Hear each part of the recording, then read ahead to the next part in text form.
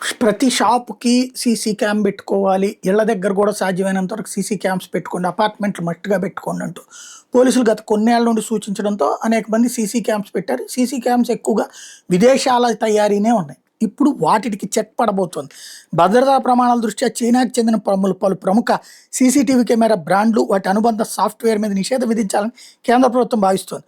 నూతనంగా రూపొందించిన భద్రతా ప్రమాణాలకు అనుగుణంగా లేకపోవడమే ఇందుకు కారణం. ఇది ఏప్రిల్ 1 నుంచి అమల్లోకి రాబోతుంది. చైనాకు చెందిన ప్రముఖ కంపెనీలైన హిక్విజన్, దహువా, టీపీ లింక్‌లకి ఈ నిర్ణయం వర్తించబోతోంది.